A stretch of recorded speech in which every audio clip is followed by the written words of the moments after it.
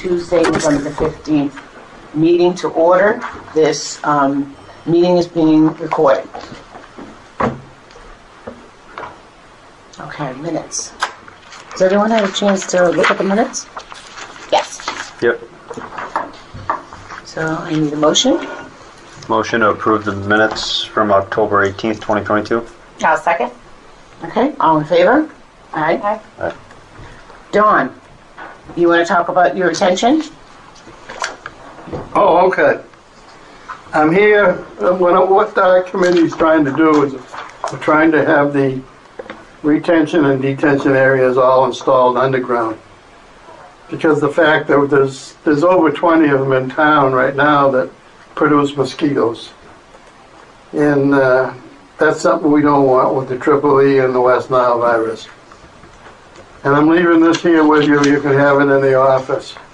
But over on Christopher Lane, back when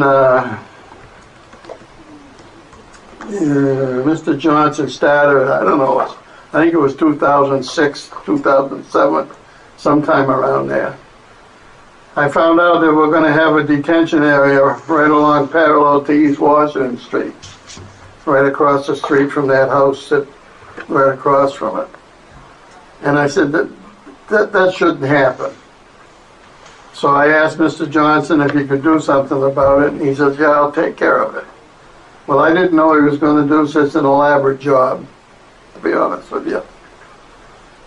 As you face, if you look up Christopher Lane, on the left-hand side, there's 4 houses. The road tips that way. So on the left-hand side of that street, down parallel with East Washington Street, they installed a detention area. A detention area is an area that it can fill up with water, but once it fills up, it can run off into an outlet such as a drain in the street, or it just dissipates into the ground. Well, there's a drainage system on East Washington Street that runs all the way from Christopher Lane all the way down to Factory Pond. So that's the way it works. I've only seen it once run out of the ground and run into the catch basin. But it's constructed, it has a 2,000-gallon tank on the left-hand side of Christopher Lane. But it has 3 chambers in it. So it goes from one chamber to the other to catch the silt as best as they can. Then it goes into the discharge area, into the detention area. And I got pictures of it in here that you can look at and see. I'll leave this here for you. Thank you. And on the first sheet, I think that shows the first one on the left-hand side, or the first 2 pictures. Mm-hmm. It's approximately 50 feet by 100 feet, and it's got 2 layers of stone. It has a total layer of 3 feet of stone with the half moons in it. Mm-hmm. But before they even started to build it, they put the filter paper on the ground. So there's filter underneath it, as well as both sides and on top and the ends. And the pipe is discharged into that through the outlet of the tank. And if you go up there and look at the street, there's 4 manhole covers. But on the tanks themselves, they've only got 3 manhole covers. There's a 4th one down there because there's a catch basin I found out that they put in. And so they put the catch basin into the other one, which goes into the tank, and then it goes into the detention area. On the right-hand side, it has 1, 2, 3 houses and part of a street. The street goes up and makes a loop around, and that one's a retention area. That put all the water comes from the 3 houses, the gutters, the driveways, and half the street all goes into that retention area. That's approximately There's a picture of it in there. It's elongated. It goes the length of Christopher Lane. It starts almost up by the driveway where the first house is on the right. And it, like I said, it takes the 3 houses on that one. And then on the back side is just a plain old detention area above ground.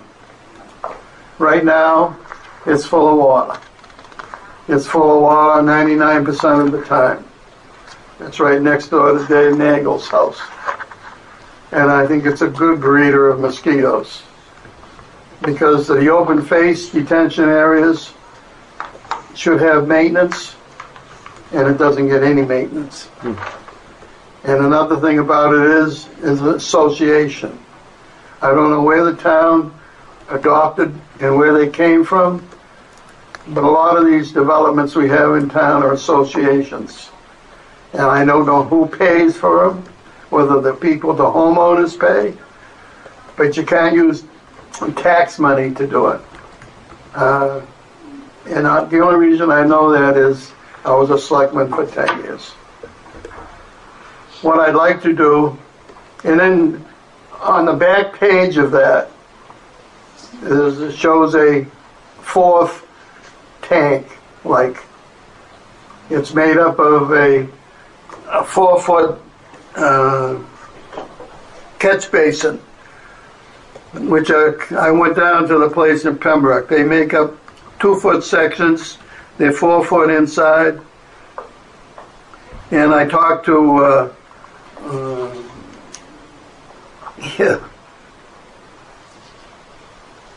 Mr. Clemens. What's his first name? Phil Clemens, and his agent about it, because the detention areas, as they were built, do not have any checkpoints or anything where you can check it as the years go by. And I came up with this 4th tank on the end of it. It's a regular catch basin, but having the catch basin open at the bottom, and you can put a layer of stone down, put the filter paper over it, and then set the open 2-foot section on top of it, and then it's got a stainless steel grate they have to make up to put on it. Because these all can be cleaned with a Vector truck. It's a new truck that they have only been using since the 90s to keep the silt from going into the ground.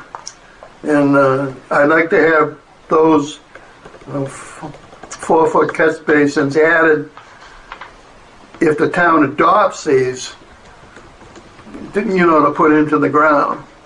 And I've been trying now for 6 months to get on the selectman board and have this.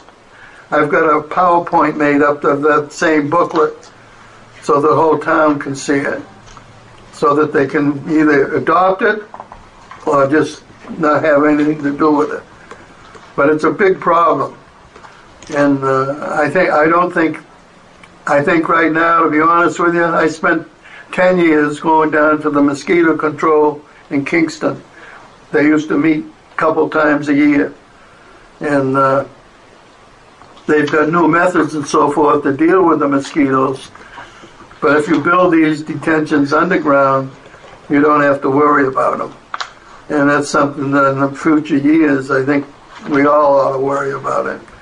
And that's about all I have to say that's in the ground. Like I say, I'd like to have the PowerPoint put on so all the people in town can see it. But that's what's up there. And it's been working for 12 years. They were installed in 2008 and 2009, respectively, 1 year after the other. And they're working fine, with no maintenance other than Kingston's got a Vector truck, Marshall's got a Vector truck, Brockton's got a Vector truck, Hoadley's got a Vector truck. I used to work for Hoadley and I ran a Vector truck. They're excellent. It cleans those out like you would put them through a dishwasher. And it's something that they could do once a year, or if they find the silt is add more, which they don't do as much sanding now in the wintertime because they're using salt. I don't know what the salt's going to do going into the ground, but that's another thing that you have to worry about. But that's all I have to say to you. If there's any questions you want to ask me, you can. Any questions? Your group just got back together, right? We just started that. They just used to have a drainage committee. Mm-hmm. And by adding this, the way it's written there, I'm working with the DEP, because the DEP likes this also. Because by putting all the water back into the ground, instead of running it off into brooks and streams like they've done for years, they found they've reversed their mode of thought, because the water's getting scarce. And Hanson's fortunate to have two waters. We got the North River, and we also got the Taunton watershed. And a lot of towns haven't got two water like that, but we have. And that's all I have. Any questions?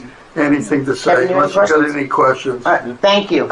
All right? Thank you, yes. Thank you. Good to see you, John. Yep. Yeah, thank you. Thank you. Nice to meet you. If I can get in, I know the town hall. I was here for 5 years. I would be heading toward the elevator. Yeah, I know. We even had the Visitor Nurse Association because it hadn't been started yet. Yeah. Yeah. Thank you. Okay. Mr. Hugo. Hello there. Hello. I'm Arlene, as you can see. Yes. And you know Melissa. Yes. Hi. Nice to meet you.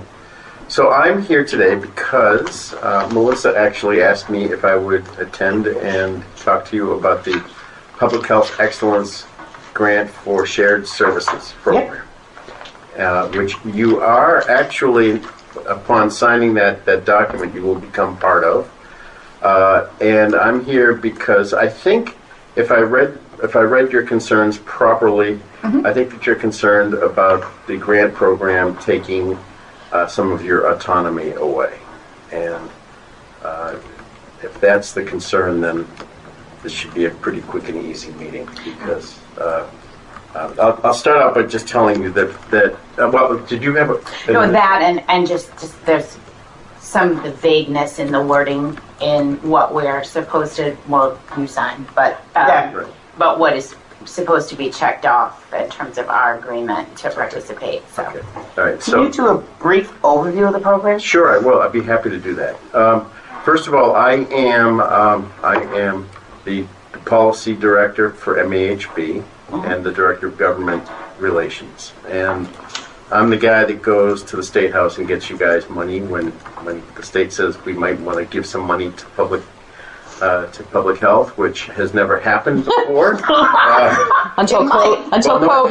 Until COVID, that's Throwing right. it at you. And that's actually the silver lining from COVID, is that I remember, I served 15 years on the Framingham Board of Health, and 8 of them as chair. And I used to be the person that, like you, has to go to town meeting and say, we need more money. And in my first year, I went to town meeting and I went with an increase of 30% for our town's budget. Now Framingham was a city, but it was a town then. And I couldn't understand why I got level funded. I had such a compelling case that I made, I thought.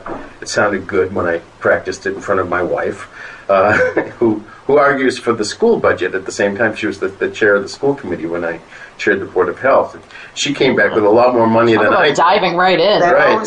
Yeah, so she did better than I did. And I couldn't understand why until I realized that if a Board of Health is doing its job, nobody knows what the heck we do.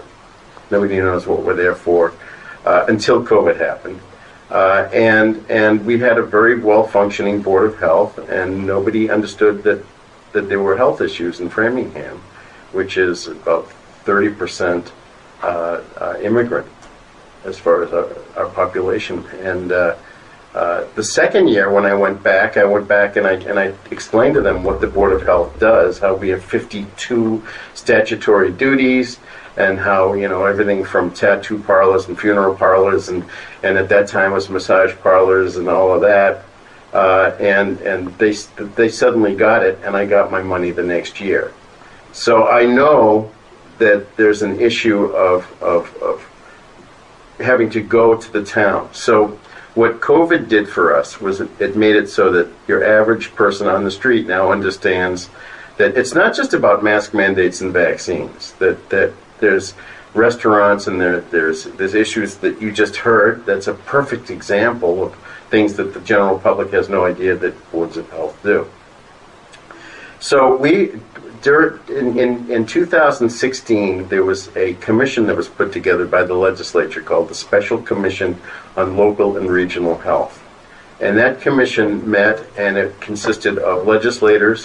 It consisted of our staff from MAHB and the Mass Health Officers Association, MIHA, which is the Environmental Health Association that deals with the inspectors.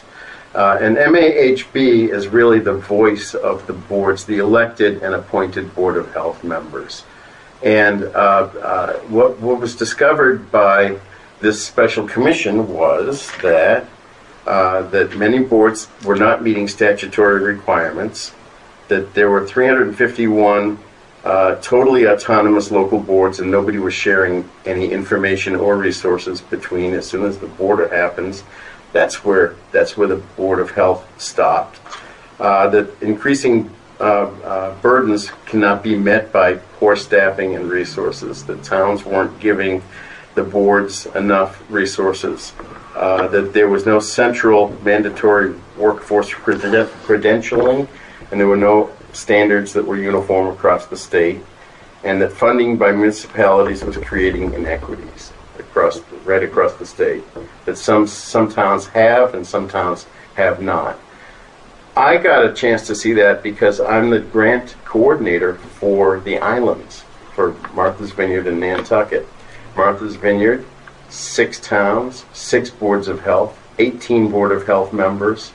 Nantucket, 1 town, 1 county, 1 Board of Health, a health director, an assistant director, 3 full-time inspectors, 2 part-time inspectors, 3 full-time nurses, 2 full-time social workers, and a part-time social worker on that one island. I don't know any towns around here that have that kind of staff. Martha's Vineyard, 1 inspector to be shared, but the town that owned that inspector, paid that inspector, never let the inspector leave the town. And that was a part-time inspector. And that was it. And then your 6 health directors were doing all of the work, doing all of the inspections of all of the restaurants in that island, and dealing with a 1 in 5 substance use disorder rate, which is just off the charts when you think about that. And 180 people on that island live in their cars because when the summertime people leave, they've got nothing to do and they have nowhere to live. So that's a perfect example of haves and have-nots in what would appear to be, to the outside world, the same demographic. People think Martha's Vineyard and Nantucket are millionaire paradises, and they really are, except for the fact that when the millionaires are gone, there's people that are still there and they're living in squalor. Many of them are living in squalor. So that's a great example of the haves and have-nots. In this particular area, you have Duxbury that has lots of resources. You have Plymouth that has adequate resources. But then you have, in that same sharing group, you have Plimpton and Carver. In this area here, we have Marshfield.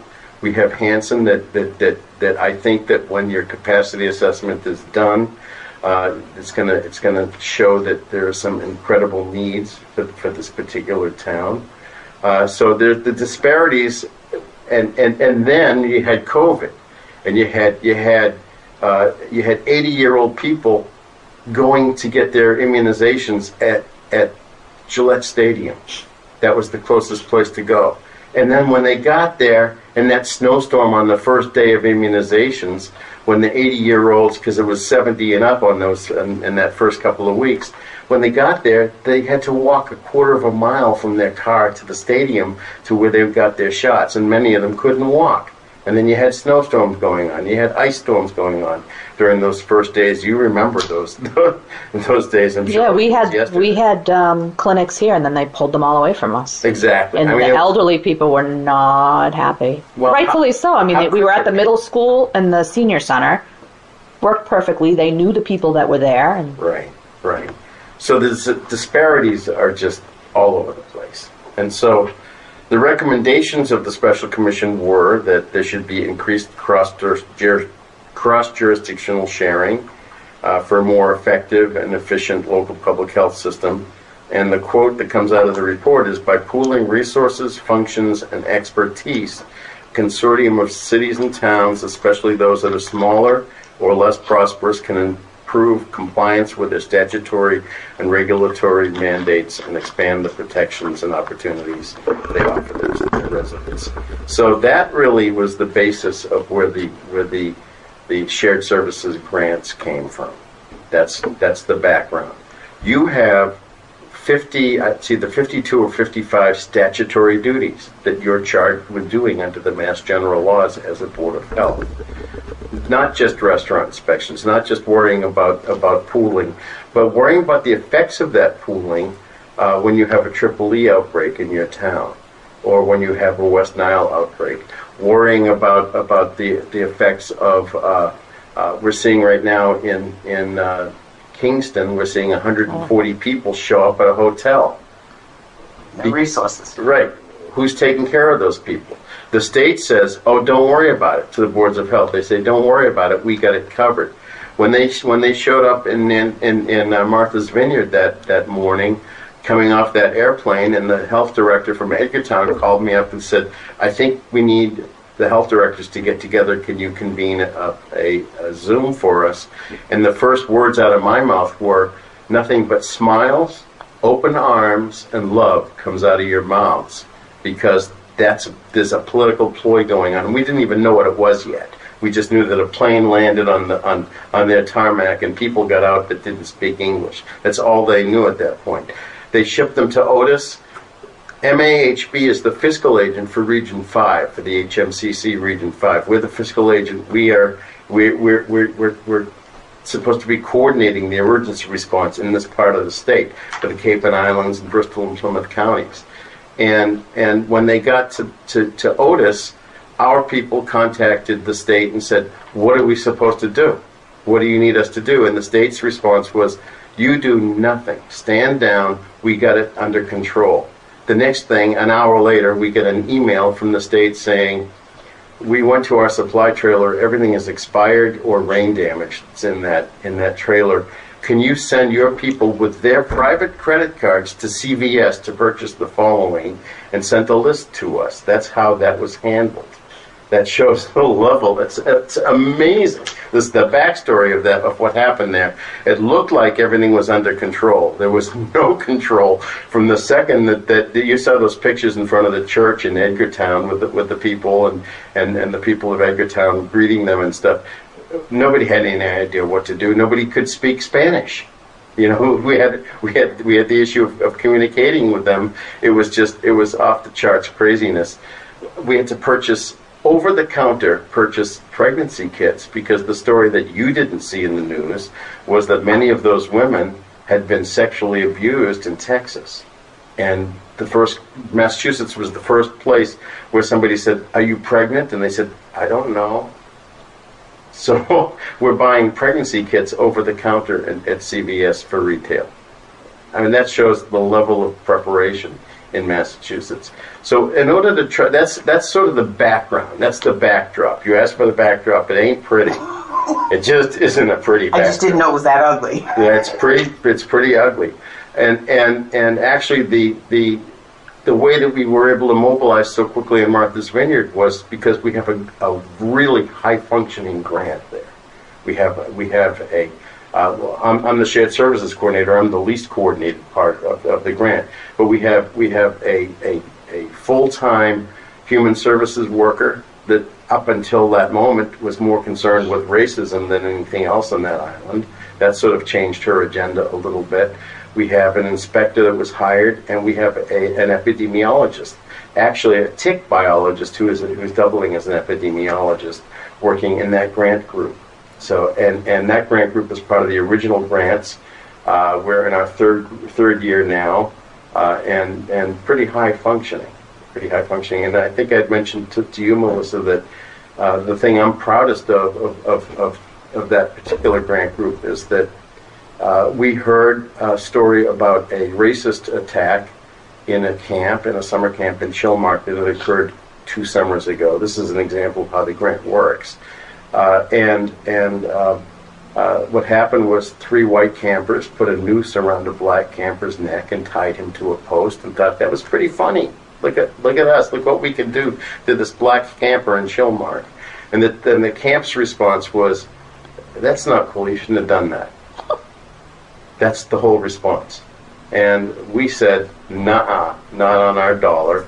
So through the grant, we funded a $20,000 training on anti-racism for the camp counselors and camp administrative staff and the camp owners for every camp on the island. And they all came to a training that went for a full day, and then did some workshops, and our staff person that we hired that pulled this all together for us under the grant continued the trainings through the summer. And now, right now, what's happening on the island is that their boards of health, the 6 boards of health, are working on a health regulation that has added a check mark, or will add a check mark to their camp inspections, because camp inspections are one of your 52 things that you have to do by statute. And if they can't check off that they have, on their dime, not our dime this time, an anti-racism training program in place for the camp, they can't open next summer. So that's the effect. That's probably, like I said, that's a very high functioning, if not the highest functioning grant group that there is right now. But that's where we're headed. That's what we're trying to do here, not necessarily with racism, but with whatever the needs are, they can be filled in. To address your point straight on, MAHB has been at the table. Cheryl Sabara, who was our executive director, who you probably have met over the years. And I've gone to the November trainings. Oh, good. So, yeah. Cheryl's a little bit of everywhere. She was on the calls every week. Yes. And she probably still is every 3 weeks now. Yes. Oh, yeah. Cheryl's there. DPH yes. calls. Yep. Oh, yeah. Yeah. She's on those.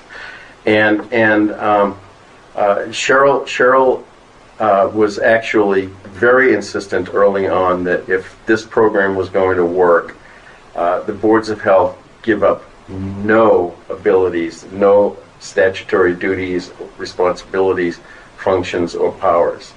So the way it works, and we're seeing it actually on the island, because some of their health regulations vary in between the towns. In Framingham, where there's also a grant, in Framingham, when I was the chair, we changed our tattoo regulation, which had allowed children 16 and over to get a tattoo without parental consent, and we changed it to 21 when a mother brought pictures of her daughter to the Board of Health and said, "This is my 16-year-old daughter's abdomen. You see this pretty rose?" She said, "I never knew my daughter had a tattoo until bikini season happened." And she said, "Yes, that stem does go from the rose south." Let's put it that way. And the stem actually goes right into the daughter's south. And a tattoo artist did that to a 16-year-old girl. So we went to 21 years old without parental consent, and so the tattoo parlor moved to Ashland because they still had 18 on their books. And we fined the tattoo artist. We closed him down, and that's why he went to Ashland. But that's an example of 2 adjoining towns with different health regulation. So if under that grant they have a shared inspector, if that shared, and Framingham is like 5 inspectors, but if that inspector is doing tattoos, and goes into Ashland, that inspector's enforcing 18. When it comes into Framingham, they're enforcing 21. Ashland actually has gone to 21 also since then. But on paper, the way it would work is if the inspector has something different in Hanson than they do in Hanover, when they come into Hanson, they're enforcing your health regulation in Hanson the way that you've written it. Yes? So this is where I get very confused. Okay. And this is in part why I thought it would be important to have Sure. us all here. No. What we're being asked to, by where I know you're signing, but presumably we vote, we are to sign something that says cooperate with the lead municipality and the inspector, who is from Marshfield, from what I understand, is a Marshfield. Hasn't been hired yet. Oh, I thought you had told me it was. No. He was. No. The former assistant director is the shared services coordinator for this group. Okay. Okay, but not, and he actually doesn't even live. He's former. He has had some health issues, and he's now living in Connecticut doing it remotely. Oh, okay. So, but So the one-liner, cooperate with the lead municipality, which is not Hanson, to ensure compliance with the scope of services. And when I asked you if you could tell me what cooperate meant, because to me that needs to be defined very clearly. You said that is the beauty of it, is that it can expand and grow. And for me, I don't know that I see that as beauty. I like specifics. I like concrete. I like to know what I'm getting, because cooperate can mean a whole lot of things that I might not want to cooperate with, and many of our citizens might not want to cooperate with. So. okay, so I can use the perfect example is me on the islands. I'm the shared services coordinator. Actually, that grant is granted to Nantucket. Nantucket doesn't even use they don't use the grant. The only function that they're using in that grant is that the social services person is working with them on right now getting them some additional federal funding for their substance use disorder. But the inspector never goes there. But the reason that that's worded that way is that every quarter, as their shared services coordinator, I submit a statistical analysis to the state, and that includes how the budget money is being used, the special programs that we did, like in the racism and things of that sort. We have to account for that, and so that cooperation is that I can pick up the phone and I can call Edgartown, I can call Chilmark or West Tisbury, talk to their health director and say, I'm calling because I'm doing the quarterly report. I need to know if you've spent some money on X, Y, or Z from the grant money. And that's all that is to cooperate, to help to get the reporting done that goes back, and that's all fiscal reporting that happens. There's no, well, I won't say there's none. The agricultural fair that takes place in West Tisbury uses the inspector, and the inspector is a shared resource, and so what that means is that the West Tisbury health director contacts me because I'm the shared service coordinator, and I contact the person who's working closest with that inspector, who is the Edgartown health director, and say, we need you to send that inspector to the ag fair in West Tisbury on the weekend of such and such. That's the cooperation. It should. I guess I would want it to be that specific then, if that's really what it was. They're not going to make it that specific because exactly. It narrows the scope of what you're able to do. And the flip side is true. It also widens the scope of what they're able to do. What we've insisted on behalf of the boards of health is that instead of a 5-page contract with the state in order to qualify to be part of the grant, we want it to be as loosey-goosey as conceivably possible intentionally, so that it's not tying your hands and forcing you to do anything. The state is not asking you to do anything. They're just saying cooperate, help out, answer the questions when somebody calls, when William Droheim, who was the shared services coordinator, calls Gil and says, Gil, did you spend any money from the grant on blah, blah, blah? Gil says, oh, yeah, we did 15 inspections, and we ran an intervention for somebody who had a hoarding issue out of the grant funds. That's the cooperation level that's being sought.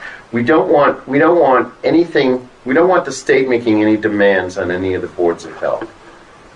And that's basically why that's as loose as it is. And the only other thing on there, the other check mark, is that they won't supplant any existing positions or programs. And that's because we don't want your town meeting member or your town manager to come to you and say, you know what, you get this nurse under the grant. You don't need any more nursing money. We're going to cut that out of your budget. Well, no, you're not. You have to continue the programs that you have in place. You can't take things away from the Board of Health because the state's giving you this money on the grant. The state's giving you this money on the grant to supplement over and above anything that you have right now. So tell me about the nurse, the concept of a nurse who would be... Do you have a nurse now? No. Okay. So are you using VNA services, or so you have no nurse coverage? Nothing. Nothing at the moment. Well, you will. You will. And the grant will make sure that you do. So could you tell me what that nurse would be doing? Okay, in so Hanson? I know that there's is there a Whitman Hanson school district? Is that Yes. Mm-hmm. Okay? So who's paying for the kids to get immunizations right now to go to school?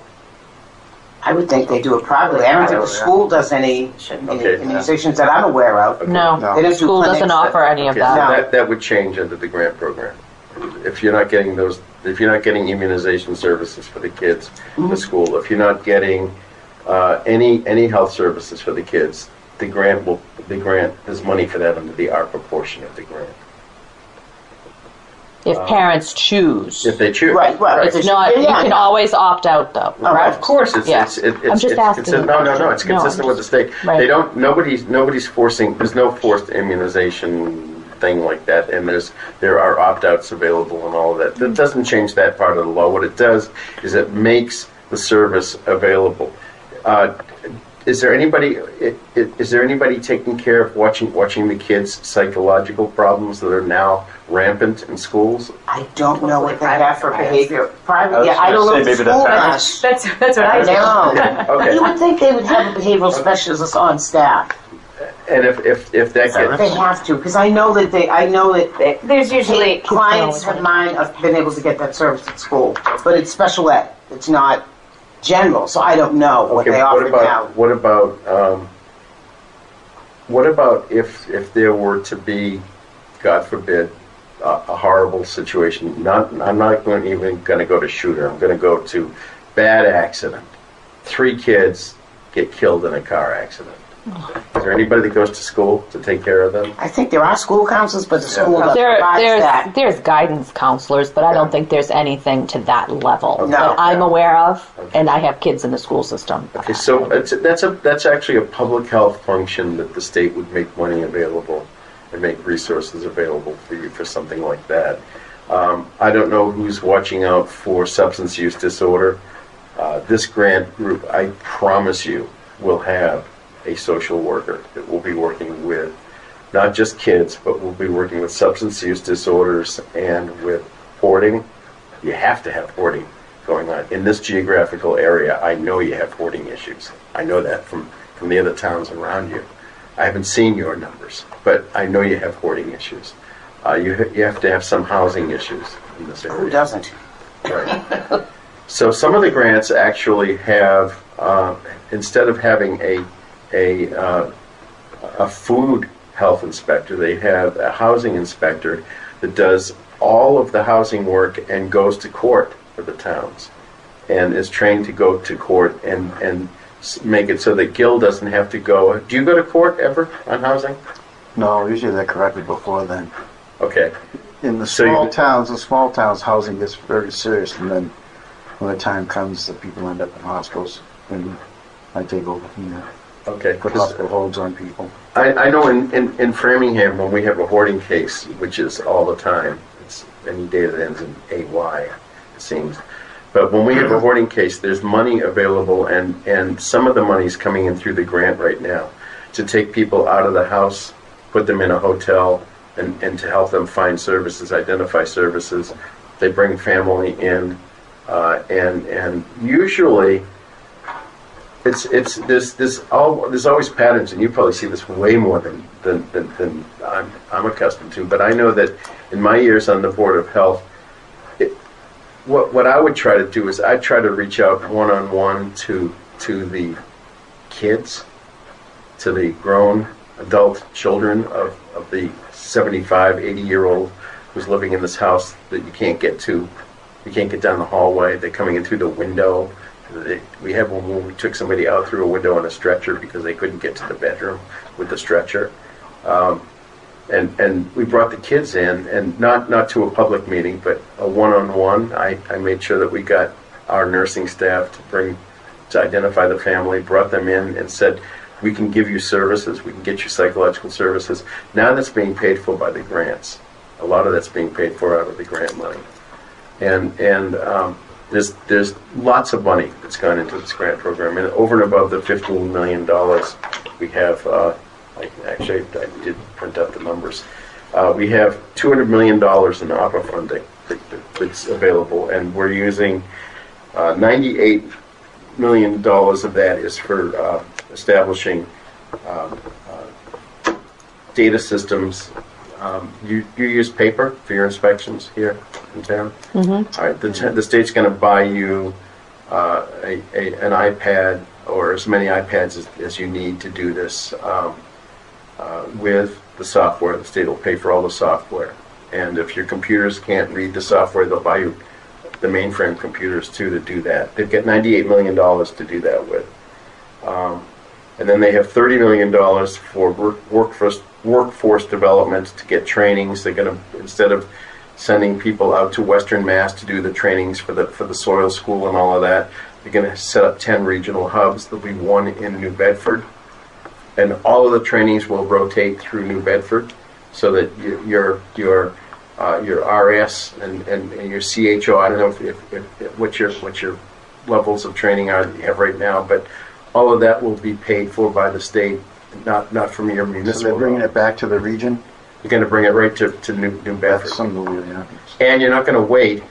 I was dealing with somebody actually in one of the adjoining towns that is waiting to get certified now in the soil courses, has taken the course and has to wait, has been told you have to wait 1 year for the test.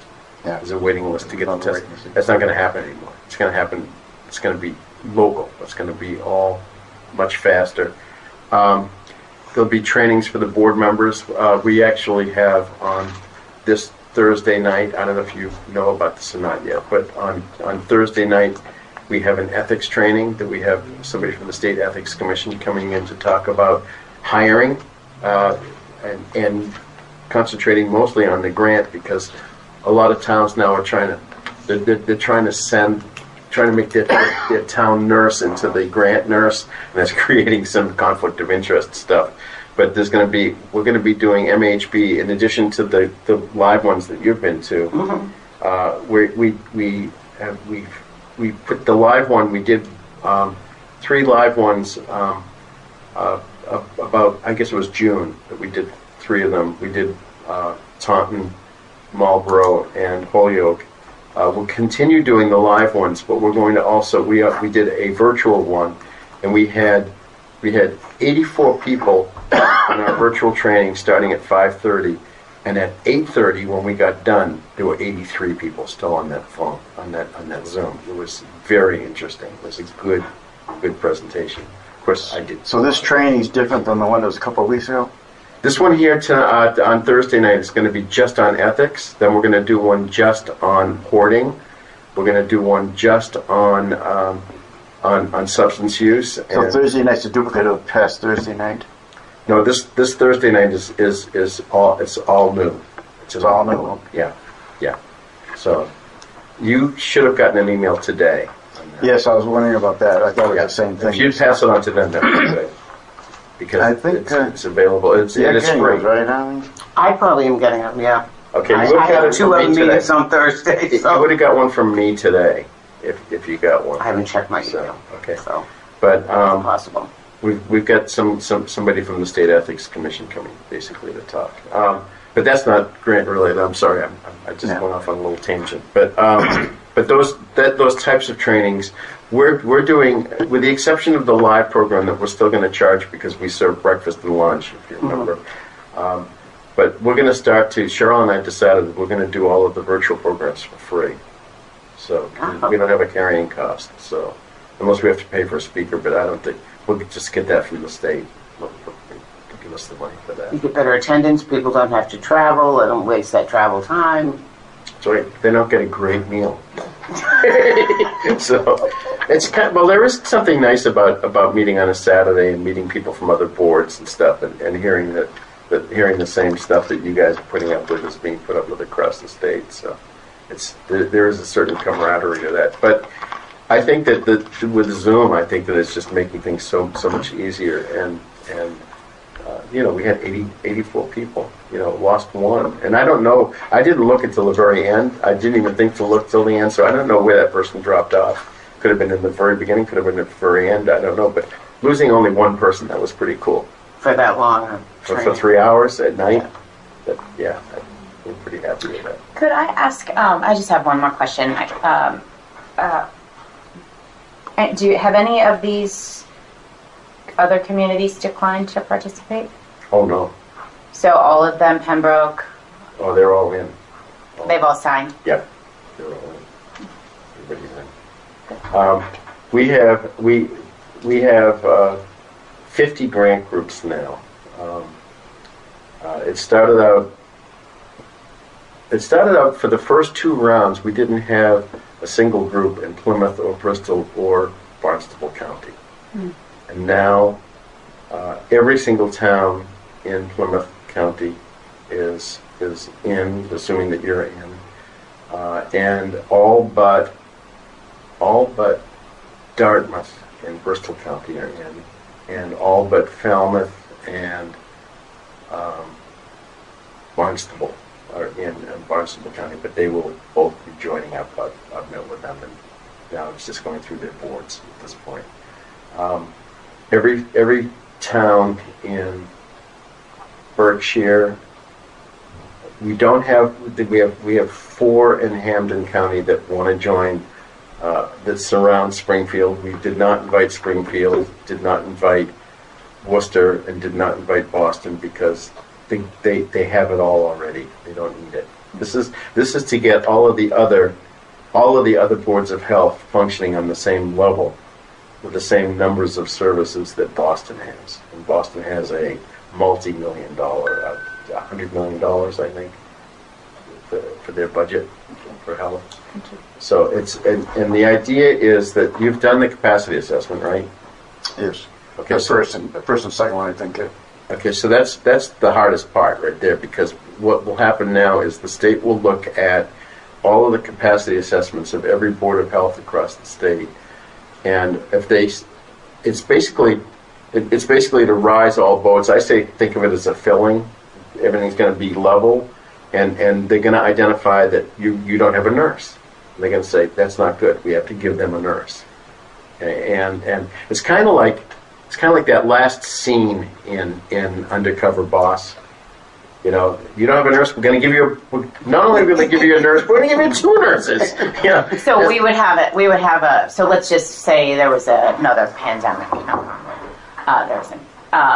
this nurse would be dedicated to us to sort of advise, or what would their role Okay, so be? the shared nurses, this is different. You're different than most, because most have a nurse in place, and then they're getting a shared nurse on top to do things like regional clinics, regional health education, going to the schools and teach the kids how to brush their teeth and how to wash, go to the nursing homes and make sure that they're providing the proper services and all of that, and so but you don't have a nurse at all, so you need a town nurse. You need somebody who can answer the phone when there's a TB case, who's putting in your Maven data.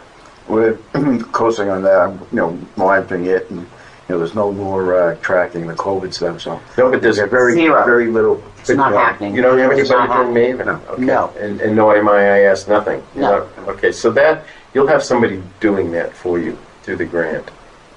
The state will absolutely. In fact, this is really pretty extreme. This is not something that, I mean, I've seen it in other towns, but this is something that you don't see often, is that a town has literally no nursing services It's whatsoever. one of the beauties of small town living, though, in my opinion. Oh, Well, yeah, it's- we it's- need one. But you do need one. You need one. If the stuff hits the fan, you need to be able to deal with that. And you don't, and we're not going to be getting things like CTC, the Contact Tracing Right, Collaborative. right. We're not going to be sending people to stadiums to get immunizations. We're beyond that now at this point. We've learned that there's a lot of money that got wasted, and a lot of averaging got done without really considering Thinking about the people. needs of the people. So I guess, again, what would happen, what would the role of that state nurse be in Hanson? It's not a state nurse, it's a Hanson. It's going to be a shared service nurse with your group. And that nurse will, like I said, will go to the schools and do some health education. Will appear at the Rotary Club. We'll talk about the dangers of triple E at that time of the year. We'll talk about suntans and sunburns and all of that. We'll do health education. But the shared contract would pay her. She's going to be paid through the grant. Yes. Right, so it's Right. state Yes. funded nurse. Yeah. Right. Yeah. Okay. Yeah. Okay. Thank you. But those are services that we could use now that we don't have. Do you have questions at all, Kevin? So I'm curious about the funding. Does that go to the, what do you call it, a lead town? Yes. Is like a lead town? So does the grant money actually go to the lead town, and then we have Yes. so we have to coordinate with that lead town in order to get something? Right. And the coordination is, okay, so that's really the governance piece. The coordination of the grant is right now, up to this point, Gil has been your spokesperson, has been attending. There haven't been very many. We've had, 2 or 3 calls? Yeah, probably 2 or 3 calls. Yeah, and so Gil attends those and speaks for you there. Every town gets a vote. Most of the towns are using their health director. Some are using their chair of their board of health. But everybody gets one vote, regardless. And this is up to you guys. Again, this is I'm giving you the averages here of what most groups do. Mm-hmm. There are groups that have talked about doing it on a population base, that like your vote's worth 26%, and someone else's vote might be worth 50%, and someone else might be worth 8%. MHB is taking a really strong stand with the boards and saying, don't do it that way, it'll never work, because you're going to get dominated by someone. So what our model is, everybody gets one vote, and for hiring, we're recommending unanimous votes for hiring, because these are people that every one of the boards has to work with the people who you hire. Maybe administrative decisions can be by majority. So you're saying amongst the you're going to have the towns that are in this group, we'll call it, they're each going to have one vote, one Yes. per town. And that's for, say this town needs something, they have to go in front of that board, and they have to request something for that board to approve. It's going to happen before that. You're not going But I'm just saying, if we're in, there's 10 towns, whatever they are, and Well- Hanson needs something. It's not like we're just getting grant money that Hanson can use. We're getting money that is pooled in with all these other towns. That's correct. That's And shared. we have to go in front of these 9 other towns, essentially, and get their vote to get something. Okay, so yes and no. Yes and no. The yes part is yes. You have to all agree. You're not going to get something that the other towns don't have. You're not going to. There's not going to be an inspector hired for Hanson that doesn't go to the other towns. So what happens is the towns get together, and the first thing that you hire is a shared services coordinator, and that So let actually. me interrupt you there. As far as the towns, it's the individual towns All right, so the health agents represent the towns. Right. In the group. Right. So the health agents go to the meetings and stuff and make the decisions as far as, voting and stuff. Mhm. But present to the boards what we're doing. Like they basically get the outline of what our group is doing and what the group originally was started for and the request that the group wanted, because I ended up, months behind all this, so. I'm probably, where's Duxbury at? Let's take that, where's Duxbury at? Duxbury is now part of the Kingston group. Part of the Kingston group? Yes. Okay, so they didn't join our group? They didn't join your group. They went with Kingston. So how far behind are they compared to me? Because How far is Duxbury behind? yeah. That group, okay, so that group is one,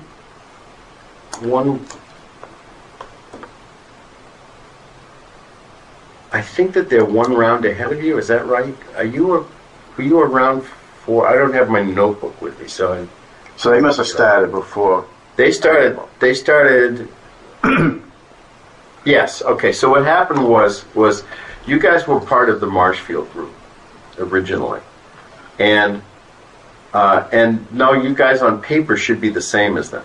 Because what happened was the Marshfield group and the Plymouth group, I told you that after the second round there were none in Plymouth County. What towns are on that? In round 3, I think we had 6 towns. yeah, I think it's 6 towns. Hanover, 6 towns Hanson, now. Marshfield, Pembroke, Rockland. Yep, that's your group. So 5 towns. No, how do they come up with the structure on the towns? Because I would categorize Hanson as more of a town like Halifax, Hanson, Plumpton, Right. Carver, like Okay. not Was it more Hanover. geographical? It was totally geographical. Yeah. Totally But I'm just saying, as Yeah. far as like, kind of how the needs of the town and kind of what's there. That's Yeah, but that's not how they did it. When they No, started the no, towns that's out. not how it happened. It actually happened with a map of Plymouth and Bristol counties together, and we knew Barnstable was its own entity because they actually have a health district where they do a lot of sharing and they do a lot of the same types of regulations. They've given up a lot of rights over the years to form sort of a district, which is different than this. So what happened was Kingston. We have one group that was Carver, Kingston, Plymouth, Plimpton, Wareham, and possibly Duxbury. And we had another group, which was this group, which is Marshfield, Hanover, Hanson, Marshfield, Norwell, Pembroke, and Rockland. And in round 2, or round 3, literally the day that the grant was due, I had written the grant for Plymouth, and I wrote the grant for your group because the people in those 2 towns, they didn't have grant writers and they didn't have time to do it. So I wrote the grants for both groups. And actually all of the groups in this area, I used the same format and just sent it to each of the health directors and said, this is what I'm planning on filing. Let me know if this is okay for you guys. And early in the morning of the day that the grant was due at noon, I got a call from the health director in Plymouth saying that her town manager told her not to apply. I said, well, you do understand that if Plymouth doesn't apply, that will affect Carver, Kingston, Plimpton, and Wareham, in addition to you guys. And I believe Duxbury was in that group. Yes, Duxbury was in that group originally. And she said, I can't do it. My town manager won't let me do it. So I then contacted Duxbury and said, your group just fell apart. Plymouth's not going to apply. I said, I think I can get you into the Marshfield group. And I called the people in Marshfield to find out whether they would accept Duxbury. Could you get your group together and talk to Gil and the other folks in your group? And they said, well, we're not going to apply.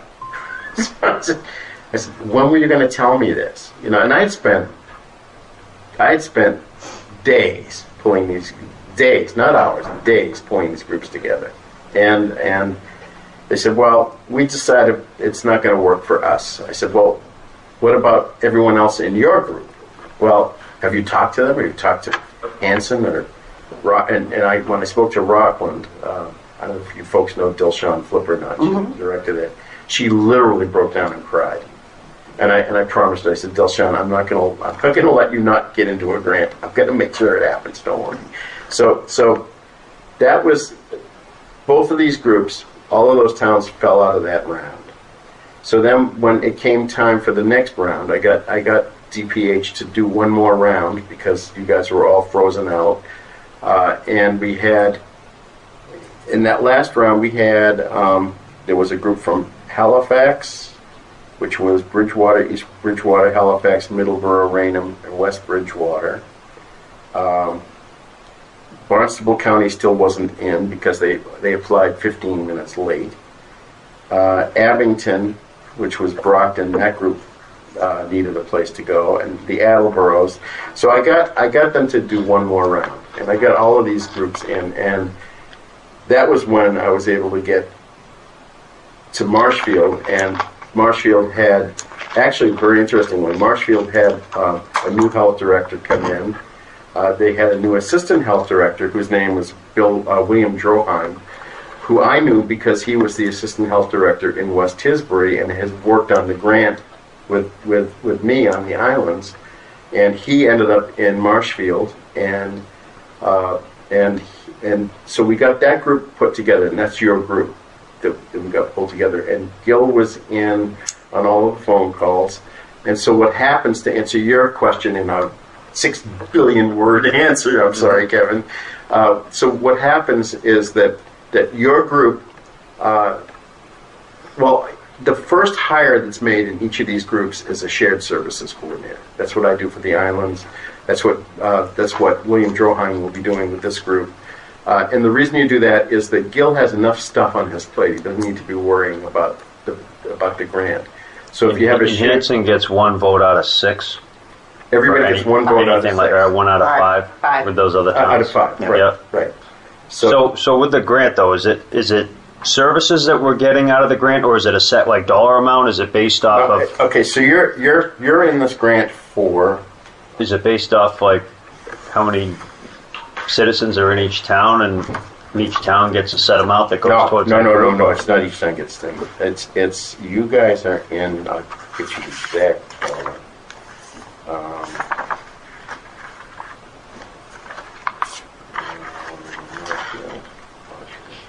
You guys are in for $299,999. That's for the group. For the group, it's a $300,000 grant, and the reason that you gave up $1 is that nobody can make Excel come out exactly to the penny. When you're doing the fringe benefits and all of that, it comes up. Some of them were $2 shy. And that's annually. It's $300,000 a year for 9 years. So it's $2.7 million over 9 years. So $300,000, and then you're going to hire a health nurse. No, right? Not necessarily. I thought you said that the group was. You're going to end up with a nurse. Well, the group's going to get one, and it's going to come out of that $300,000. It's going to come out of the It's going to come out of the $200 million, because you guys don't have one at all, and that's a separate sum. Which. Mm-hmm. Okay, so the funding is this. Let me explain the funding. In fiscal year 2020, we got $1.3 million to look into this. This is pre-pandemic. It began actually in February 2020 was when we started the one on the islands. And so it was pre-pandemic. It was $1.3 million to study whether or not these grants could work. And there was Martha's Vineyard, Dukes County was in it without Nantucket at that time, and we had a tick biologist. The Metro West group had a nurse. Franklin County had data modernization. That was just to look to see whether it worked. The following year, it went from 1.3 million to 11.7 million. and that was to put together the groups. That was $300,000 grants. The first round of grants was between $350,000 per grant. The second round was $300,000 per grant, and we went to the state legislature and we asked for the third year for FY22. We asked for $13 million, and the Senate president called me up and asked, "Why are you only asking for 13? Why don't you ask for 15?" Which I've never seen a member of the Senate say that. call somebody and say, "You didn't ask us more. for enough money." But she said, "We think you need 15, so we're going to fund you for 15, and hopefully the House will follow suit." And the House did. This year, we put in for level funding $15 million and got it, because at the same time, we put in for $250 million from the ARPA funding, and they gave us $200 million, and that is $98.8 million for data systems and performance, $30 million for workforce development, and then $71.1 million for capacity building, and that's where the nurse is coming from. And that's to establish an infrastructure for cross-jurisdictional sharing of public health services to create the foundation for meeting the current and future statutory and regulatory obligations. So if you're not meeting a statutory obligation, the state has $71 million set aside to pay for you to. And that's where your nurse will come out of that line item from the ARPA funding. And it's also to support local health in addressing health disparities and improving population health. Nursing is population health. So I can sit here and tell you that regardless of this grant, you're going to get at least a piece of a nurse, if not a whole nurse, for your town. If your town needs a nurse, you're going to get one. The state's going to say, "That's crazy, you got to have a nurse." If you had a nurse, and if the nurse was working, say the nurse was a 0.25 full-time equivalent, and if the state said you need a 0.5 at a minimum for your town, for the population of your town, then the state would give you, they would take the 0.25 that you're paying now off, and they'd give you the other 0.25 to give you the rest of what they think you might need. Now, I don't know if they're going to say that you need a 1.0, or if they're going to just give you money for a piece of one, but your grant group will probably be asking for a nurse anyway, because they all do. And that's going to be determined by your grant group. That's going to be what we did on the island for the first 2.5 years. We met every single week in a Zoom, because it was easy. We had Thursday, 3 o'clock in the afternoon. Everybody dropped into that Zoom for an hour. Most of the groups are meeting about once a month to maintain once they get going. Some of them are meeting quarterly, formally, meeting every quarter, and those groups are they have like subgroups that are working on. They've got like somebody working with the employees on a daily basis, but the governance group is meeting quarterly, and that's when the votes are taken. There was a vote taken already, even though you guys aren't signed in yet. Gil was given a vote on hiring the shared services coordinator. Everybody has to start with that because it just makes sense to get that off of the plates of the health directors. Plus, William Droheim, the guy that is your shared services coordinator, he's the guy that I met for the first time when he was in West Tisbury as the assistant, was in Marshfield as the assistant, and last week he announced to everybody that he's going to have to drop out of it completely, and he's really good. He understands his grant backwards and forwards because he's been working with it since it began. And he announced to the group that he has a major health issue, and that he's going to have to move to Connecticut to take care of his health issue and move back in with his family. And I think in a great act of benevolence, the health directors from the 6 towns or 5 towns that are involved in it voted to make him the shared services coordinator and have him do it remotely. And he knows it. And the town of Marshfield actually has accommodated him by making him a 0.5, which is more than 19.5 hours, so that they can, and they're going to pay for his health benefits and keep him alive through this thing, because he's going to have to go out and he's going to lose his health benefits at the end of November. So he's going to become your shared services coordinator. He'll work remotely. He'll come here as he needs to, but it's all remote. I've been there on the islands. I've been the shared services coordinator since February 28th, 2020, and I have been to the islands 3 times, twice just for a day, once for an overnight. So it doesn't require a lot of on-island presence, and it won't require.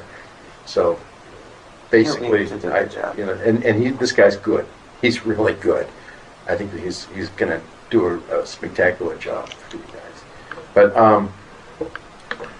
so that's So what happens is your council, your governance group will determine. Well, they've already determined that everybody needs a shared services coordinator. That's the only thing the state is saying. Make sure you do that to take it off everyone else's plate. So he's working as a 0.5. The capacity assessment that Gil filled out and that every health director has filled out is in 3 phases. The first phase was to identify everybody who's involved in public health in your town. Did you guys fill out the capacity assessment? I don't think get that. You're going to. Yeah. You're going to. Yeah, because the state is actually, it's everybody who comes through, assuming this is the Board of Health office, everybody who comes through the door, with the exception maybe of the custodian that empties the trash. So it's, in some towns they have inspectors through inspectional services. Those inspectors have to fill it out. Have you filled one out? I think I did it yesterday. Yeah. So I mean, everybody, and it's going to go all the way down to, or up to actually, because you guys are in charge. It goes all the way to the Board of Health members. Everybody will fill it out, and it's going to ask you what your educational background is, and we have everything from dairy farmers to physicians to people who have doctorates in public health that are on boards of health, but they want to determine because. We need to know what your training is so that we can offer you the right training so MAHP can do its curriculum the right way and not waste anybody's time and to do the right trainings and stuff. They want to make sure that Gil and that Teresa get the right trainings for everything that's appropriate for what they're doing. So everybody will get the trainings, and that all comes from the ARPA funding. And then the beauty of this is that at the end of the capacity assessment, they're going to say, did you know that Hanson doesn't have a nurse? They need a nurse. Did you know that Hanson has 700 restaurants and 1 inspector? I can tell you right now that I spent my entire day with Lawrence today. I asked the health director, how many health inspections have you done? She said, well, we've done 100 this year. I said, so that means you have 50 restaurants in all of the city of Lawrence? She said, no, we have around 1,500. I said, so you've done 100 inspections, you have 1,500 restaurants. Who's making sure that those restaurants aren't killing people? She said, nobody. Okay, so the capacity assessment is going to dump inspectors into Lawrence in a hurry. But nobody knew that until this capacity assessment was done. And she didn't realize it, that she hasn't been doing them. Because she's not the health director. She's becoming the health director now for the first time. So what will happen is the shared services group will determine after the state comes back and says, you guys could use boom, boom, and boom, you'll as a group will say, let's get one of those for us to share because nobody needs that full time. Let's get an inspector to do only housing or maybe only the low risk food because you spend time doing low risk food, right? Yeah, I spend time, following up. We do have an independent inspector. Okay. That does inspections. Okay. And I do all the follow-ups. Okay, so you do the follow-ups and all of that. Yeah. But low risk food is something that rarely is there a major issue, but you still have to do the inspection. It still takes time. It still costs money to do that inspection. That comes out of your budget. So if you have a shared service where you have one inspector is doing all the low risk food across the 5 towns, that takes that off of everyone's plate, and that gives that to that one inspector to do. The inspector doesn't come here on Monday and go to Hanover on Tuesday. The inspector does the same thing in the entire territory. But when that inspector finds an issue in Hanson and brings that restaurant in front of the Hanson Board of Health, you're going to meet that inspector because that inspector is going to be introduced to you by Gil once he or she is hired, assuming that there's an inspector hired. And Gil's going to say, can I get the board to appoint this inspector as an agent of the board? That way, when the board, when that inspector comes across the border from Hanover into Hanson and is enforcing your rules and your regs and writes a ticket and brings that person to the Board of Health, that inspector is acting as your agent and is bringing under your rules that restaurant to your Board of Health. And like there was a reason I told you about the tattoo artist, other than the fact it was gross, that the inspector would in Framingham, that inspector would come in with that set of regulations in Framingham, which differ from the town that touches Framingham. Okay, so that's the way the shared service of the inspector works. The human services worker that we have on the island is not worried about what is the substance use disorder rate in Chilmark versus West Tisbury versus Edgartown. She's worried about what it is for the whole island, and she's going to come up with a community health assessment for the entire Dukes County, for the entire island, and then we'll use that with Nantucket. Also, she'll be doing the same thing on Nantucket, and then we'll know that we need to dump money, and we need to go to BSAS and get some of their resources. We might need to go to the federal government, to HRSA, and get some of their money to help fight what the substance use disorders are on the islands, which are extraordinary. Well, I know this has been very helpful, your time talking with me on the phone and certainly here. I feel like You probably, answers? well, hopefully everybody. Yeah. Important information. Yeah. I feel like we probably have to move on. Okay. Well, so do I. So, any other questions? No? Thank you. Did I help? You answered my questions, yes. Thank you. Okay, thank you.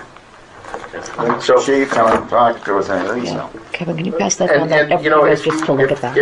if you guys have not had the training that Arlene So you was guys just talking took a about, with the overview of your duties and responsibilities and powers and stuff, Cheryl and/or I would be happy to come here and do that for you as a one-on-one, because you didn't get apparently into the one we did online, but I think it's very important that all the boards, and it might actually work out that we probably maybe do a regional one with your shared service group. I think that might be the way that we might start to.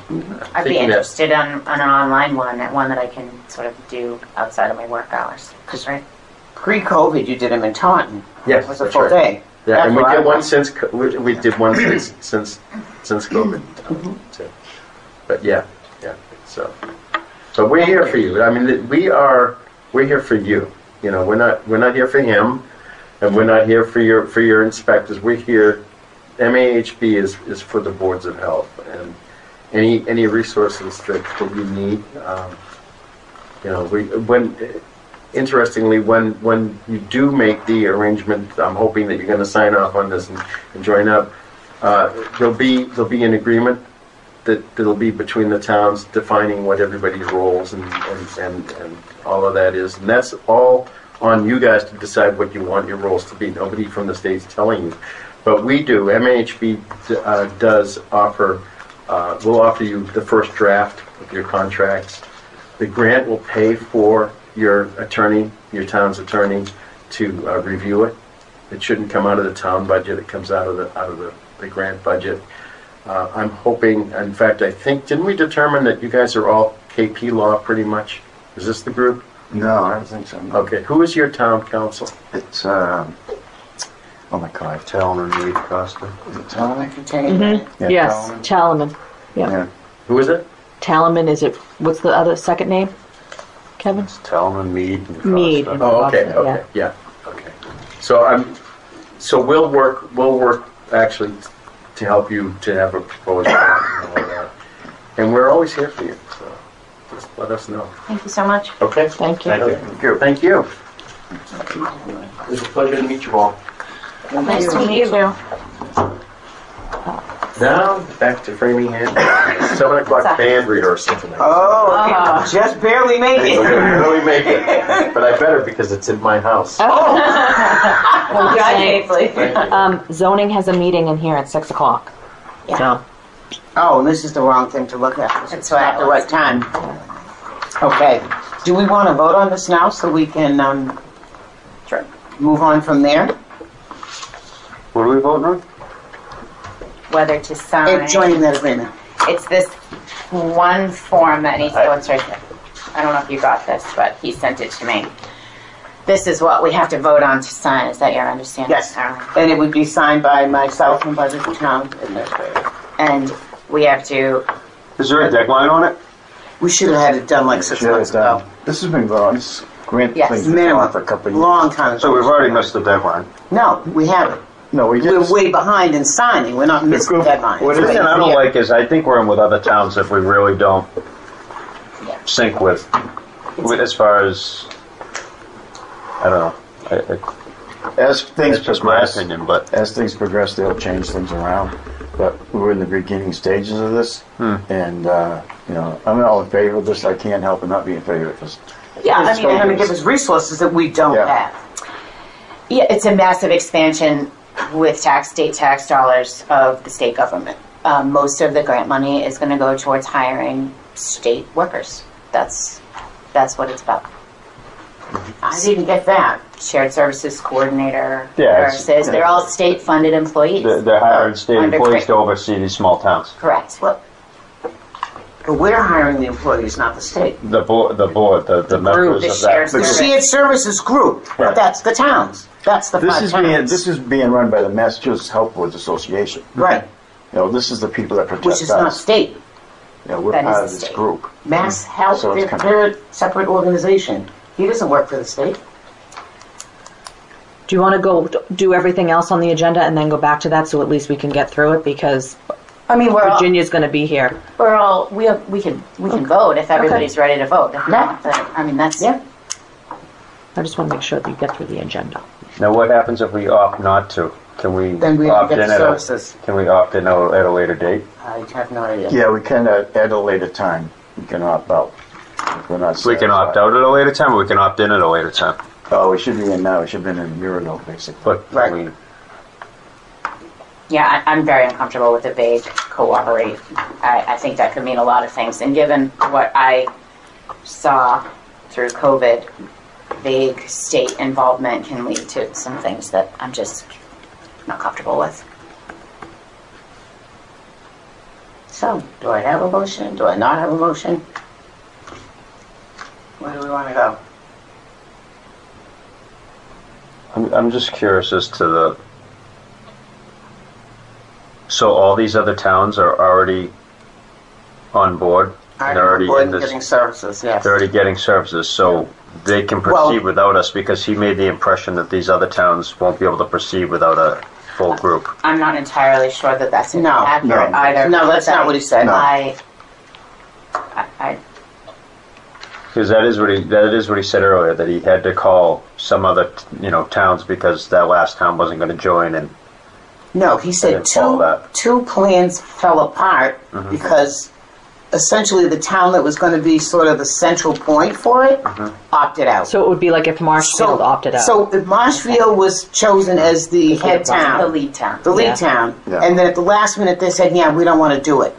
Then you haven't had time. He said that morning they said, no, we're not doing it. You haven't talked to any of the other towns to become the lead town. Plymouth did the same thing. Plymouth was the lead town and said, nah, we're not going to do it. Last minute, which affected all the other towns. So there was no lead, so there was nobody to pull the group together, and they weren't in that round. I like it. I mean, obviously, I like the idea of getting grant money and stuff like that, but it just seems like it's overly dictated of how it's going to be used just by these other towns. Right. That we have It's not. we have a 1/5 vote or a He 1/6 vote. just said that we were going to do assessments, and that was going to Yeah. determine what the town needed. Determine what the town needed, but not necessarily what that group would approve Right. to use it for, how to distribute Why, it. but why would a group, if they knew that we needed this, what would their reasoning be for voting against us getting a nurse. Exactly. That I don't understand. Why would they? He said we'd get a nurse no matter what, whether you're in the grant Based or on not. the- a nurse no matter Yeah, what. Yeah. He right. did say that, but then he retracted that statement later because I had asked him that. Yeah, because we still have to be part of the co-op. You would have to be part of the group, but we also haven't done the, what was the thing he wanted us to do? The The sub- assessment. Some of the Assessment. assessment has not come through. This is- I will say haven't one done thing. I think to his term, it's very loosey-goosey, and I can't in good conscience sign on to something that it doesn't provide me with some clear path on what we're getting. That it's just, we don't do that in our personal lives with contracts we enter into. This is so vague, and it just makes me extremely uncomfortable. Okay, so what do you want to do? I don't know how we would. Is there a way we can get more clarification on how it actually like Well, works? see, or the anything, or groups, see if the that's- groups are all starting. No, I understand that, but I felt like I was talking to a car salesman. Yeah. That was my second conversation to sort of understand more concretely. So I guess the question is, do you not want to vote on it? I guess, because I don't hear that anybody wants to make a motion I don't know what motion to make. to accept. That would, the only thing we need to do as a group is vote to accept it, Or vote not to accept or it. vote not to accept it, so. Well, that's that would be- where my, because I don't feel comfortable with what we're really, with what was said. I don't know. I just don't feel really comfortable moving forward with it, I guess. So that was my questions more geared towards. There is approximately 300 towns involved in the grant now. Yep. They've eliminated the cities, because the towns need the help. So, and we can opt out. I mean, I suggest us join it now if nobody's satisfied, because the grant is still kind of young, and the towns, all towns have to vote. It's a unanimous vote. If there's any dissenting vote, it doesn't happen. It goes into review again. And the health agency represent the different towns. Yep. But the grants today will come to the, to the. So how does that even work? So you as the health agent, you go and represent Hanson with this group of towns, this 5 group of towns. And what town was the lead town? Marshfield. Yeah. So Marshfield's the lead town, meaning they're going to coordinate, probably handle setting up meetings, whatever, right? Yeah. And whatever. Probably the shared services whatever coordinator clerical would do aspect that. goes along Yeah. with it. He would do that, the shared services So coordinator. you're going to represent Hanson, and someone else, the other health agent of Pembroke is going to represent Yeah. Pembroke. So this board still has to essentially tell you how we want to proceed with a certain item. It just seems like a lot of, Well, no, it comes No. down. just seems it involved. It comes down because what they had done in the beginning, which we weren't part of, they had already gone over, the type of services they were looking for. And one of the main things that the group was asking for was, a nurse, because everybody's lacking a nurse. And we don't have a nurse at all in. Couldn't you see how the whole thing runs and then opt in if it works well for the other towns? I would love to do that. Well, you gotta kind We're of already participate. They're letting me Fine. participate. Once we say no, he can no longer participate. Yeah. Right, but I understand, but you would still know if the program is successful, say 6 months from now, yes, it's successful, or no, it's not, because it's still, somebody could ask, it's still public money. Yeah, They I don't can't- know if the And then I see don't how know it much works. they've done and how long have you been going to meetings? I think there's been like 4 meetings I've been to and 2 assessments. And these towns have already opted into the grant, this group, so they already have a nurse. Not as necessarily. So why not? This group is still young. But why don't they though? If they can proceed, They're move working. forward. They've got a shared service coordinator. Yeah. So now he'll get the different towns involved. They've already made a decision as far as what the towns want. I thought I had that for everybody here before. They gave an overview of what the towns wanted, like the nurse, the social workers, and all that type of stuff. So the group actually. Is there a list of what they want? Yeah. Yeah, there was an overview of everything. I thought he said that they would figure out what the town needed based on the responses they got. Yeah. I mean, this is it right. This is the thing that, the Salim Drohan, who's the shared service I coordinator. might have missed it. So, as far as this group is concerned, the shared services, this only has to do with funding, and it doesn't have to do with any operation outside of that? No. Because the shared services coordinator is the one that's going to get all the information back from whatever they send us to fill out. Yeah.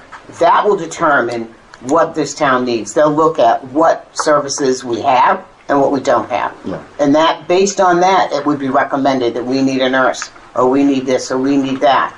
And then the group would vote on it. I can't understand why anybody would say no to that.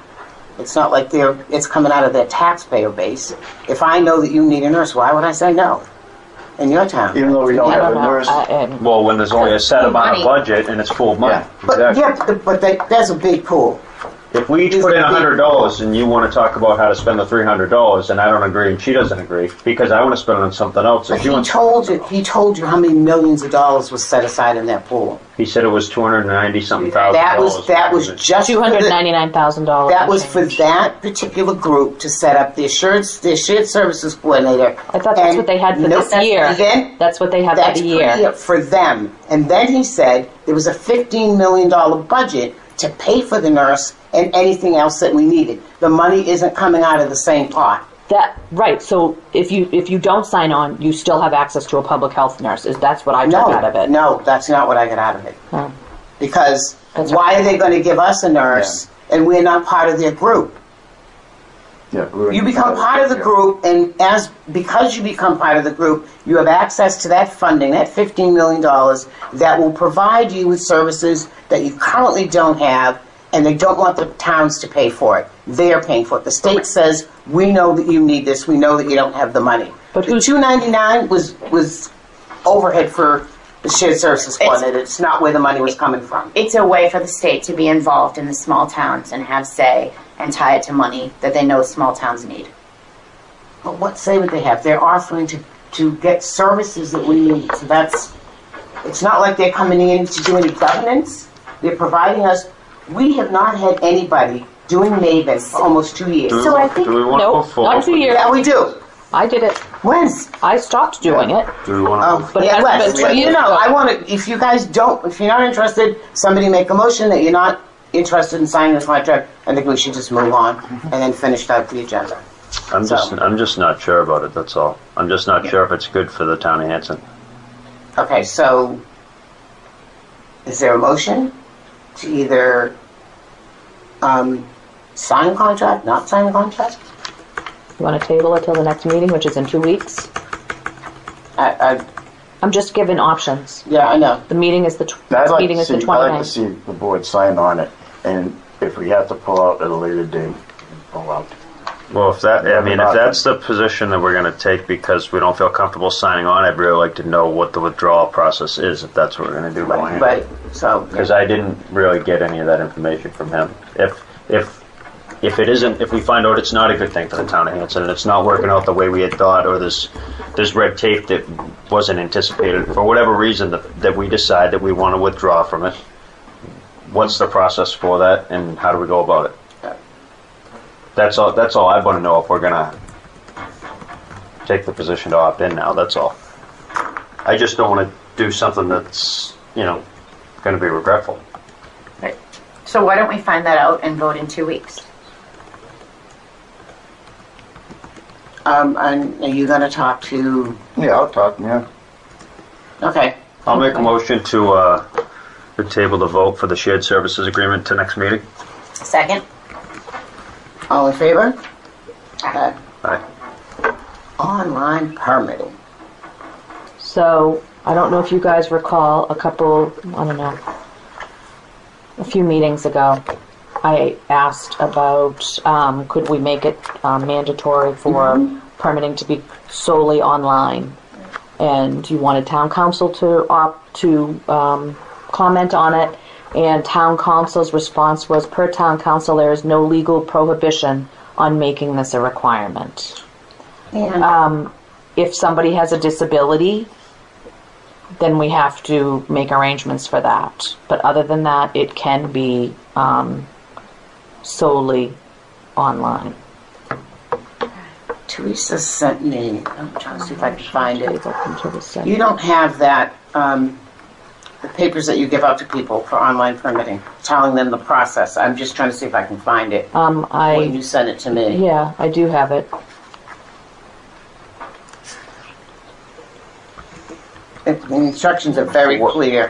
What's Mr. what's the big issue with the online permitting? Just There is no issue. It's just some people choose not to do it, and then they we talked about this file before. complaints when I'm she not doesn't printing do it. out their thing. It's not required that I print it out. If somebody wants to do it online, they can literally wallpaper their kitchen with it if they so choose. But she has this instructions. I think the conversation we had before was just that forcing everyone to do it online. Do we have a computer available? People can do it in the office? No. We don't have room for a computer. Well, can they use that computer over there? Because that's what that That would computer be up building for- is set Town up for. computers, computers, they really don't let. That would be up That's for, what that no, computer's there's set a up for. building, Is it? the building department has a computer solely for online permitting. I could ask them, Okay. I could ask them. So if it could be used, I mean, I don't have a problem with telling people they need to do it. I mean, you can do it on your computerized phone. or electronic, but we have to provide them services to do so, like we have over there. I have no problem with that. All right, so, I don't know if you can read this. That's honestly what a lot of the building departments do, She has these. is they have a I'll check computer with the building available. department to see if ours can be added to that. That's what Right. people have to do. This has been out Check with building for years. department, This is what people do. to see if We do BOH everything can online. We do, but there's, use their, you don't know how many people are Computer. permitted. But to accommodate people that have always done something by paper, or they want to, or maybe that's all I have because I'm in my truck coming from another job and I fill out Yes, a paper application, I shouldn't have to go home. Okay. I should be able to submit a paper one, but I'll put it on the agenda for the next meeting, and I'll ask building if we can. Okay. yeah, I like that idea. I don't see why not. But you, Okay. like, this is kind of different, to be honest with you. A lot of town halls I'm in, it's like they'll have kind of one area for building, board of health, zoning. It's all kind of grouped Inspectional together. services, But yeah. our office is there, their office is there, their office is there. So Yeah. usually they'll have like a computer right outside the window that you can walk in. I want to do an electric permit. Okay, yep, just do it right on the computer right here. Okay. Not necessarily I have to do it online at home on my own computer or anything, Mm-hmm. but they'll have a computer that you can use and do it on the Okay. All right. program. Okay. Perfect. I'll get back to you guys on that on the 29th. Mattress. We should probably do number 7 to make sure it gets done. Oh, yes. Where's the- It's not on the list. Oh, right. So, mine only goes to 6. Does yours go Oh. past that? It's not on this printed agenda. Oh, number 6. I'm sorry. Number 6. Okay. Okay, so you want to take that? Were you skipping over mattresses? We're going to come Well, back to mattresses because she wants this done because she has to send it back to town council. And this room needs to be emptied for Virginia at 6 o'clock. Okay. Okay, so I will make a motion supporting town council. So what, this is for 6? 6. Yeah. View, 6. consider, and vote on response to open meeting law complaint against Board of Health dated October 26, 2022, filed by Alan J. Diaz on file with the town clerk. Yeah. Okay. So everyone received the response from town council? Yeah, I sent it out this morning. Read it? Yeah. Yeah, I sent it out this morning. Yeah. All right, so, yep. Oh, okay. So, Go ahead, do you want me to? yeah, so Motion then? I'll make a motion to accept the response from town council drafted for the Board of Health as our formal response to the open meeting law complaint filed by Alan Diaz. I'll second. All in favor? I'm abstaining. Aye. Aye and aye. Okay. That's it. Now we can go back to mattresses. And this is curbside mattress, right? No. No? They do it both? No. Oh, Hold on. I didn't get a chance to read what you sent me, so I'm saying that first. So right now, Yes. green Framingham or green mattress, whatever the heck Yes, they're called, green whatever. charges us $10 per mattress to pick up at the transfer station. Yes. As of December 1st, they're going up to $35 per mattress, plus transportation costs of $200. We already have transportation costs, so right now it's $10 per mattress, $200 transportation. December 1st, they're going up to $35 per mattress, $200 transportation. Okay. Do we know who else is in our market? No, Because we had that problem with UTAP. The price got so high, once the state wasn't paying for it, we had to look for a new vendor. What do we charge for a mattress? $25 for a mattress like right off the bed. Yep. And $35 if it's ripped, torn, wet, or moldy. So if it's recyclable, it's $25. If it's So we're charging non-recyclable, $25 to $35, and we're paying $10 to get rid of it, but it's going to go for $35. correct. So realistically, we need to charge another $20. Or find a different vendor. Gil, Green mattress is still the cheapest vendor out there right now. And that's who we have right now. Yes, that's what we have right now. In the $200, that's to pick up whatever. That's the transportation cost. That's how many will they take at a time? Depending on the size of the truck. Well, I'm just I wondering. think it how many- says on what I sent you guys. yeah, There's probably like 25 mattresses or something. I think it was 40. Yeah, I take believe it was 40. 40 as well. So transportation fees on 40 is $200. Well, and if they're only taking 10, it's still going to be $200. Right. But I'm assuming that we're not going to call them until we have a Correct.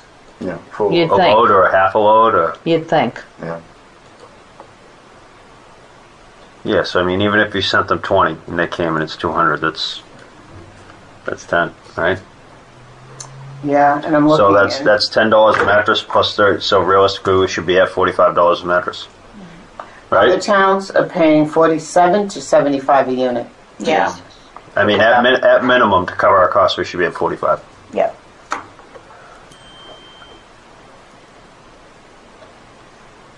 Because that's what they're going to charge us, $35 anyway. Well, they're going to be charging us Yeah. 35, and then we're going Most to be paying towns are another 50 enough. $10 for pickup. You mean for transportation costs? Transportation costs, it's $200, and if we assume we're going to send out a half load of mattresses, 20 of them, that's $10 a piece added to the 35, you're at 45. 45. And that's We've got a 20-foot storage container. It's full. It's, when it fills up, they'll call for it. Right, ideally, we want to send out 40, but What I'm you're just saying, saying, I think what he's trying if to we say have is 20, like and it's- 50 mattresses in there, so. But even if we charge the 10, the extra I'm just 10. saying to be a little conservative, that if we send out 20 and it's still $200, Right. Yeah. I think that's just playing it safe a little bit. It doesn't tell whether it's curbside or. And the other thing is, do we no longer do mattresses, but we still have to do it because we have the state container. And people just do curbside. Well, but I think we need to continue to accept them. I mean, I just think we need to price it accordingly to cover our To cover the cost. That's all we're. Absolutely. We don't. You don't. That's one thing that you don't I want to can stop put- taking because I you'll end can- up finding them around town and. And you have to take them anyway. I can Yeah. take the email that they sent me and put it on Facebook and say, due to increasing costs, so that they know we're not making it up. Yeah, but the problem is then you're going to have a rush between now and when's the price coming up? December 1st. Yeah, that's my concern, is I want to make sure the citizens understand. Right, they understand, the right, and massive that's like increase black and that white. we're- We just right. received this. We're not doing it to make money. Right. Right. Yeah. If you put it on Facebook, then I'll put it on the other 3 town ones. All right. Just copy. So, that's what I came up with. Is we got to be at $45 a mattress, but I need to cover the cost. I need a We motion. need a motion. And I need an effective date for the motion. What do we want to do for effective date? December 1st? December 1st? December 1st, that's when our costs go up. I will make a motion to increase the cost for mattress disposal effective December 1st to $45 per mattress, And box spring per piece. per piece. yeah, per unit. I'll second that motion. Okay, all in favor? Aye. Aye.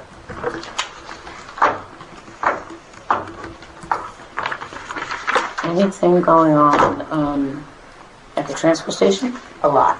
And I know we're down to the wire. So I know I have one sort of more urgent piece that I think we need to address sooner rather than later. And that is Gil and I met with Waste Management. One of the things that has become clear in my review of the transfer station is that our contract has been expired for disposal and hauling for 6 years. Oops. And in what that has meant, according to Waste Management and sort of where they're at price point wise right now, is that we have been overpaying about 10%. And we have missed the opportunity on some rebates with some of the fluctuations in the markets. So my strong feeling is that we need to get dueling proposals. According to Gil, we don't need to go out to bid on trash, but we at least need to get some proposals immediately from Waste Management and Waste Innovations. It's on the state contract. Well, this is trash. They're both on the state contract. Okay. They're all state contract approved. Every year we've From had Wynn so and many who was the other different person? Towns, Waste Innovations. administrators. Every Yeah, year, Waste each year Innovations was just and who was added the on, other added on, Waste added on, added Waste on. Management. So one of the things that when we met, she asked so that she could like start getting us some numbers and an idea. The woman from Waste Management asked for a bunch of stuff around tonnage and hauls, number of hauls, etc. What we've been paying. So she is working on a proposal to at least have something to look at. But I It was think 3 year contract. she hasn't gotten back to us with anything yet. We're waiting. She said it'll be a couple of weeks. But I think we need to pursue other companies as well.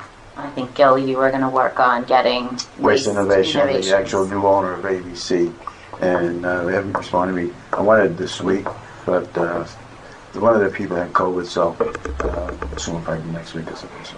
Have you reached out to Claire?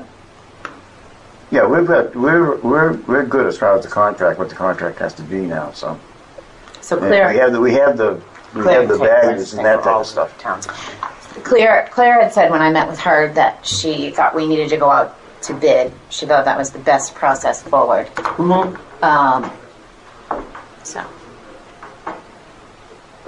So we'll get the price from our existing people who don't actually have a contract, and we'll compare that. You know, we want to deal with number 1 and number 2. Number 3 doesn't matter right now.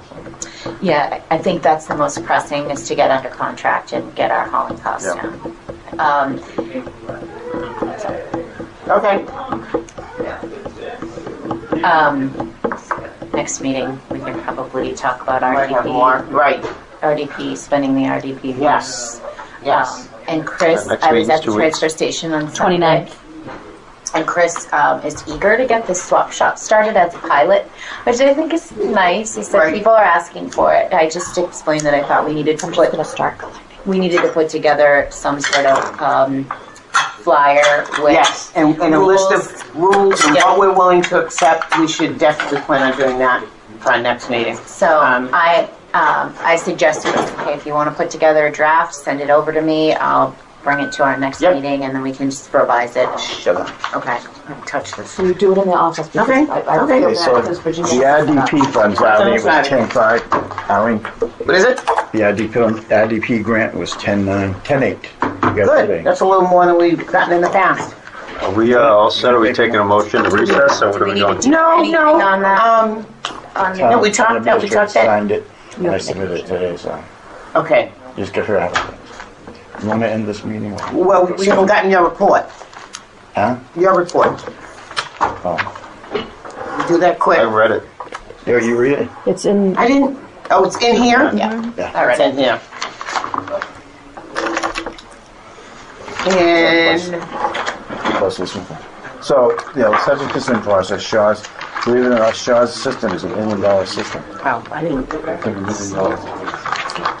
And, you know, it's a review on Oh, Cushing you Trails, found it. Yeah. Station Landing, they're getting ready to tear the house down. And, Free signatures. Oh no, that was me. I made a mistake. I wanted to sign on that. Sorry. Okay, that's all right. Sign over me. There's only 3 signatures on this page. That was the beginning of mine. Okay. Sorry. so there's a couple of, I was going to go with the cyanobacteria thing. We could make that for the next meeting.